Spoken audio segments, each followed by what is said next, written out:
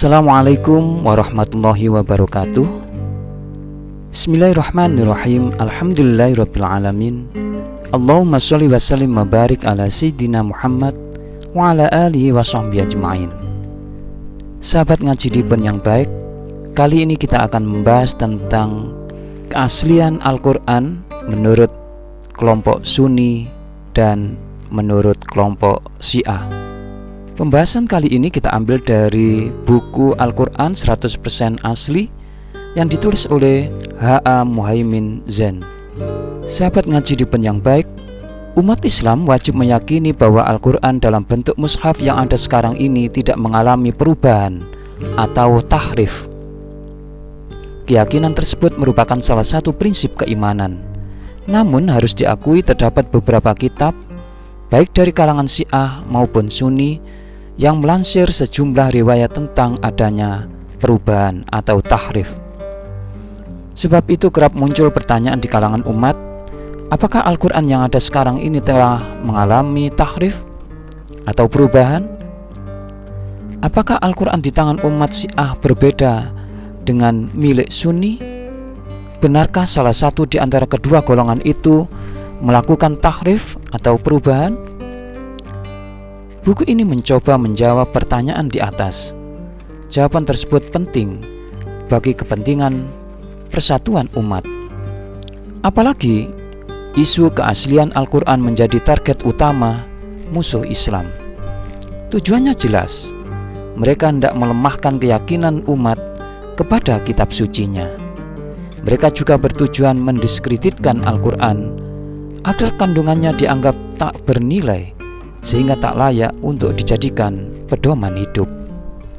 Jika tidak ditangani secara arif, isu tahrif atau perubahan ini justru akan memberi peluang bagi musuh Islam untuk memecah belah umat. Buku ini mengambil sebagian besar dari disertasi H.A. Muhaimin Zain, Pasca Sarjana UIN Syarif Hidayatullah, Jakarta.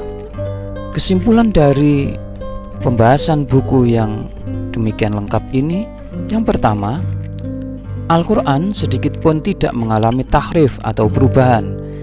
Ini disepakati semua ulama arus utama, baik Syiah maupun Sunni. Riwayat mengenai tahrif yang ada dalam literatur kedua kelompok itu tidak serta-merta menjadi justifikasi atas terjadinya tahrif Al-Quran, sebab riwayat itu tidak dapat dibuktikan dengan data dan fakta yang konkret dan benar secara ilmiah. Kedua, kendati para ulama Syiah dan Sunni melansir sejumlah riwayat tentang adanya tahrif atau perubahan, ditemukan bahwa secara garis besar riwayat tersebut adalah riwayat yang dhaif atau lemah, dan bahkan ada yang maudhu atau palsu. Kelemahan atau kepalsuan riwayat tersebut dapat dilihat dari dua sisi, baik sanad maupun matan. Adapun terkait dengan beberapa riwayat yang dianggap sahih, sesungguhnya kesahihan itu tidak sampai pada derajat mutawatir, tapi hanya sampai pada derajat ahad. Sebagaimana diketahui bahwa riwayat ahad tidak dapat dijadikan hujah dalam konteks keyakinan terhadap usuluddin, dalam hal ini keimanan terhadap Al-Quran. Terkait dengan beberapa riwayat yang dianggap mutawatir, kedua kelompok Syiah dan Sunni berusaha untuk mengkompromikan dan mentakwilkannya. Bentuk takwil yang mereka lakukan adalah A.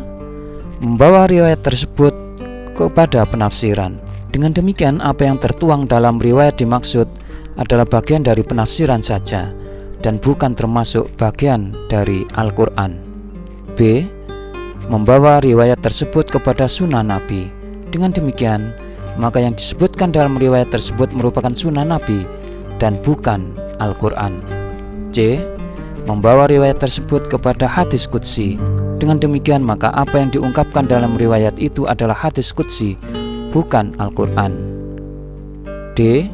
Membawa riwayat tersebut kepada doa. Dengan demikian berarti apa yang ada dalam riwayat tersebut adalah doa dan bukan bagian dari Al-Quran.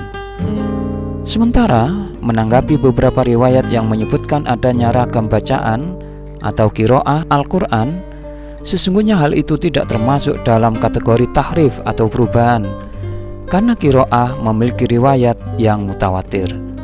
Dengan demikian, jelas bahwa Al-Quran yang ada di depan umat Islam saat ini tidak mengalami tahrif atau perubahan sama sekali.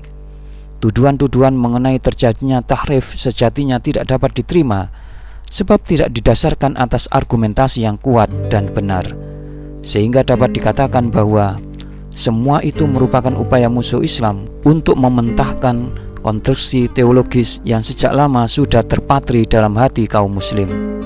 Yang ketiga, karena riwayat-riwayat tersebut terbukti tidak cukup kuat untuk dijadikan dalil atas terjadinya tahrif atau perubahan Al-Quran, maka dapat diambil kesimpulan bahwa Al-Quran yang benar bagi kaum muslim itu hanya ada satu, yakni Al-Quran yang sudah terkodifikasi pada zaman Rasulullah SAW, lalu pada zaman Abu Bakar, disatukan pada zaman Utsman bin Affan, yang akhirnya dikenal dengan sebutan Mushaf Utsmani. Adapun terkait dengan berbagai riwayat yang menyebutkan adanya mushaf lain selain Mushaf Utsmani, seperti Mushaf Ubay bin Ka'ab, Mushaf Abdullah bin Mas'ud, Mushaf Ali bin Abi Thalib, maka sesungguhnya keberadaan mushaf-mushaf itu tidak berarti membuat Al-Quran menjadi dua atau tiga macam. Sebab mushaf-mushaf yang mereka buat bukanlah mushaf yang secara murni memuat ayat-ayat Al-Quran. Mushaf-mushaf tersebut banyak mengandung penafsiran, doa, hadis Nabi, dan hadis qudsi. Seandainya mushaf-mushaf tersebut masih ada dan kemudian diteliti lebih jauh, seraya membuang semua hadis nabawi, hadis qudsi, doa, dan penafsiran yang ada di dalamnya, niscaya akan ditemukan bahwa jumlah ayat dan hurufnya sama persis seperti yang ada dalam Mushaf Utsmani.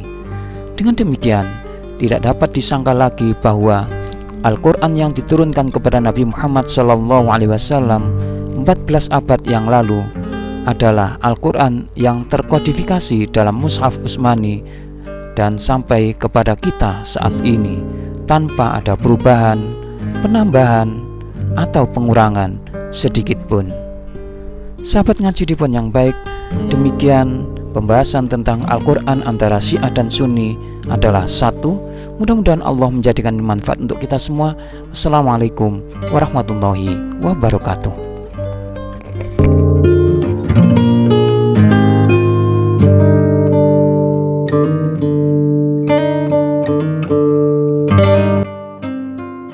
Terima kasih ya atas like dan subscribe-nya.